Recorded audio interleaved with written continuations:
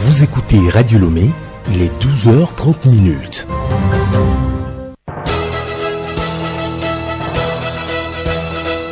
Le journal Hélène Assabi. Bonjour à tous, merci de nous suivre dans le grand journal de la mi-journée. Au sommaire, les pays africains qui produisent peu de gaz à effet de serre vont bénéficier de financements pour leur agriculture. C'est l'essentiel du programme Readiness Multipays lancé hier à Lomé. Les responsables d'entreprises comme les boutiquiers seront désormais assistés par les experts comptables. Cette initiative de la CCIT vise notamment à faciliter l'accès aux prêts. On en parle encore dans cette édition, le refus des pièces de monnaie de 5 et 10 francs. Les acteurs religieux se prononcent sur le sujet. Et puis sport football, les préparatifs pour la Coupe CAF se poursuivent pour le club ASCO de Kara. 5 joueurs nouvellement recrutés ont été présentés à la presse.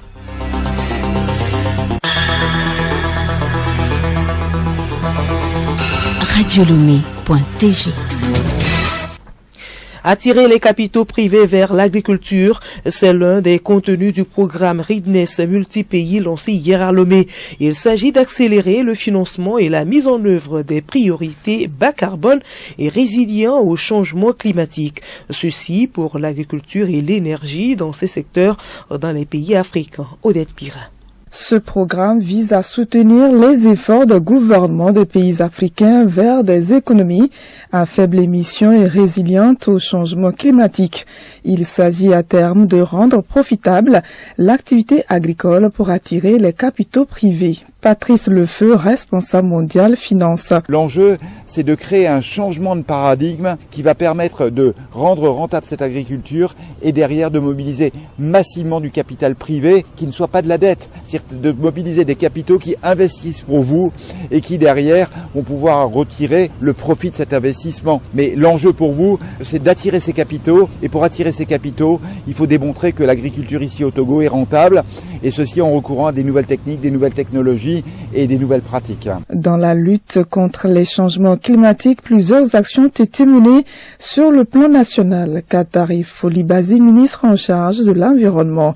Au plan national, notre pays a intégré la réponse aux risques climatiques majeurs dans la feuille de route gouvernementale 2020-2025.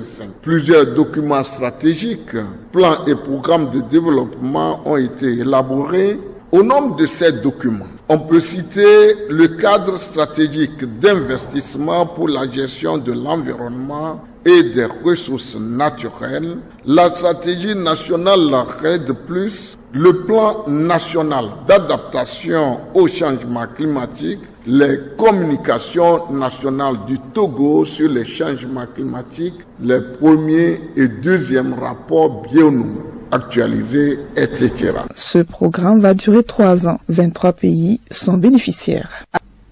Toujours dans le domaine financier, les très petites et moyennes entreprises comme les boutiques seront désormais accompagnées par des experts comptables dans la gestion de leurs comptes. La Chambre de commerce et d'industrie du Togo a signé hier à Lomé une convention de partenariat avec l'Ordre national des experts comptables et comptables agréés du Togo. Léontine Atoguimaïté, suivons son compte rendu. À partir de ce partenariat, la CCIT et l'ONECA pourront établir un cadre de travail pour une assistance au TPME. Le président de l'Ordre national des experts comptables explique le rôle de son institution, Yao Didoto. L'ONECA a un rôle d'aider les entreprises à pouvoir présenter l'information financière, puisque les banques ne donnent de crédit que sur la base de l'information financière, c'est-à-dire les états financiers qui doivent être présentés aux banquiers et obtenir un crédit. Les petites entreprises aujourd'hui n'ont pas accès aux services des experts comptables, des comptables agréés directement.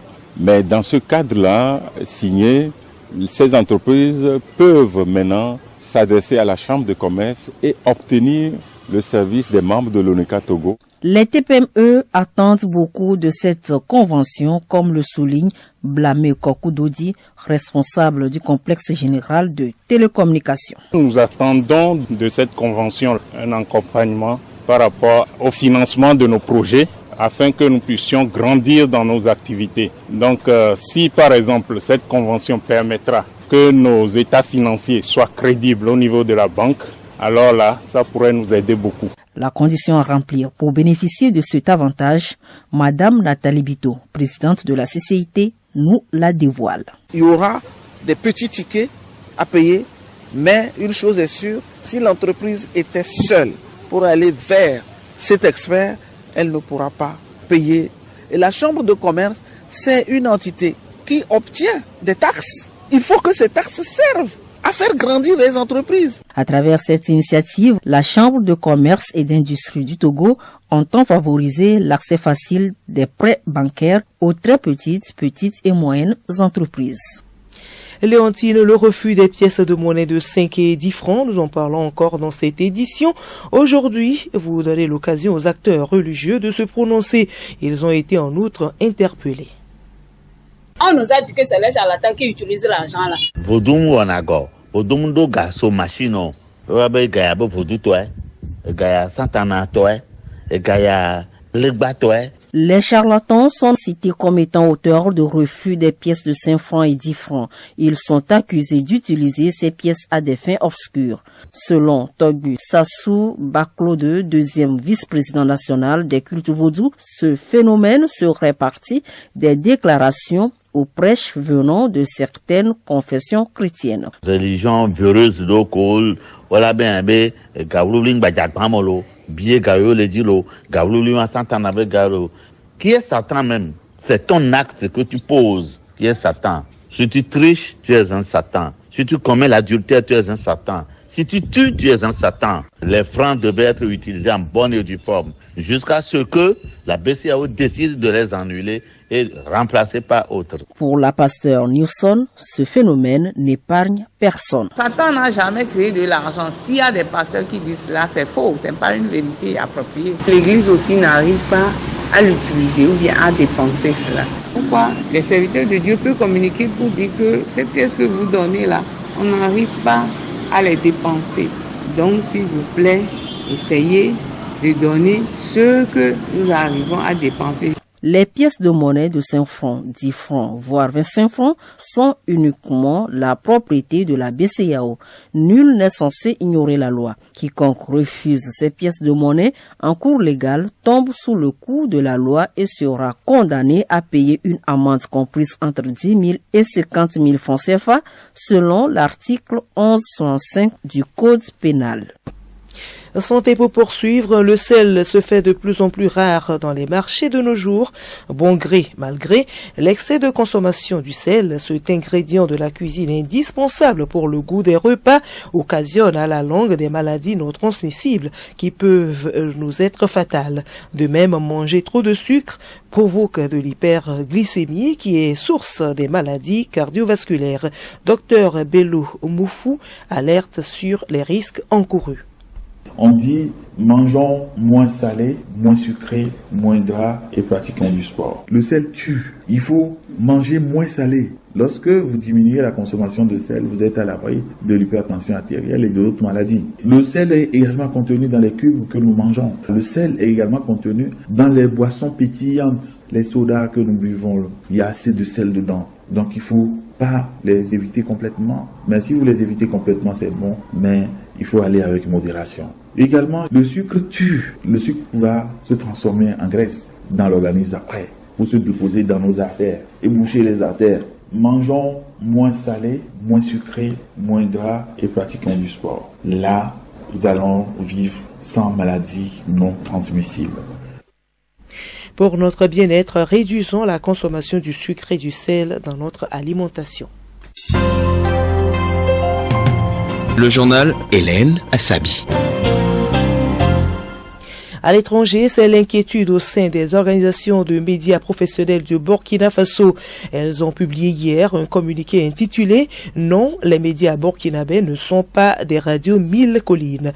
Elles répondent ainsi aux propos tenus par le Premier ministre lors de sa rencontre la semaine passée avec le Conseil supérieur de la communication CSC.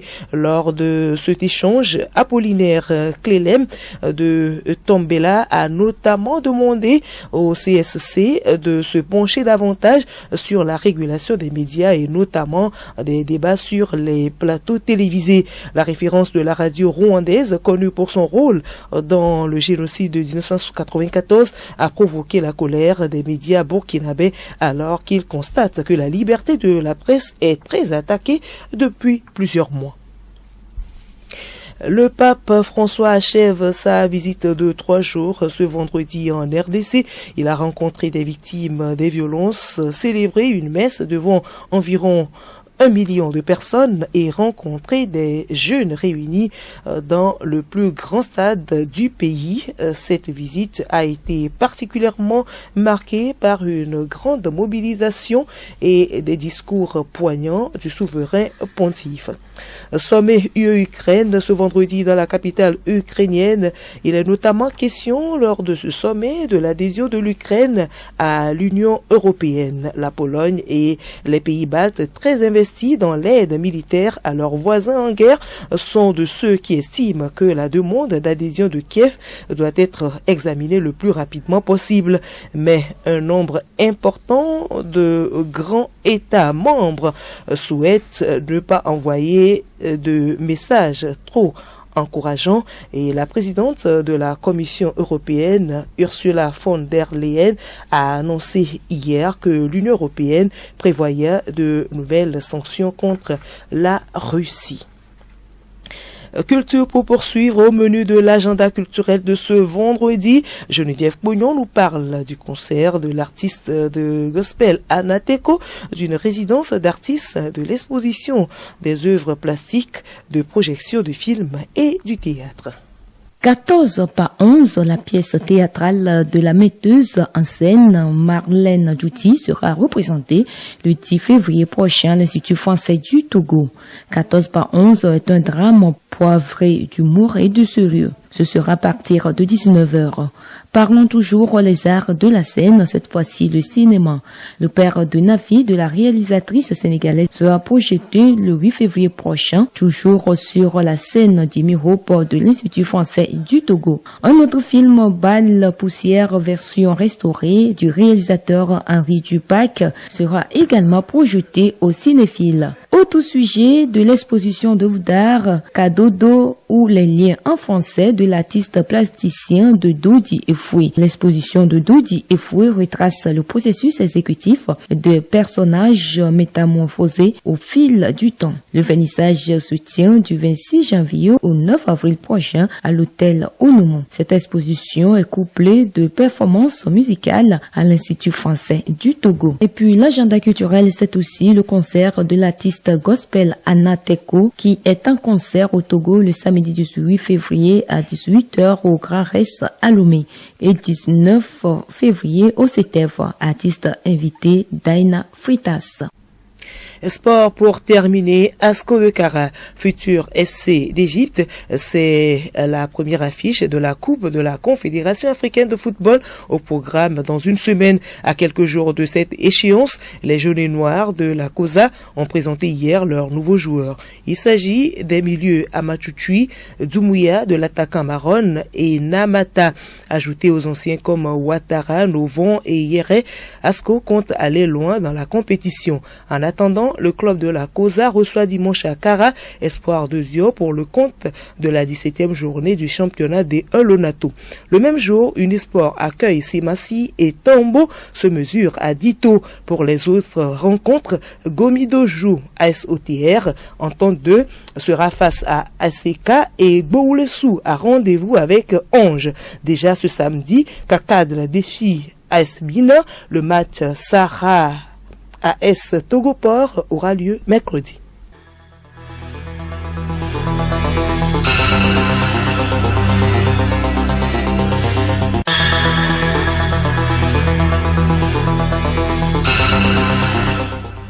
Fin de ce journal, merci à vous de l'avoir suivi. Le rappel des titres.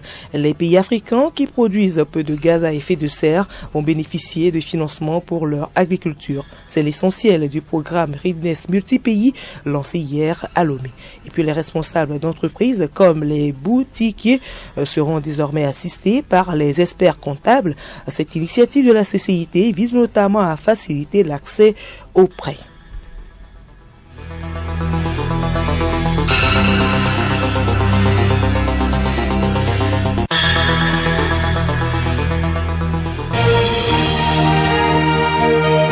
Radio Lomé, boîte postale 434, email radiolomé@radiolomé.tg. Radiolomé.tg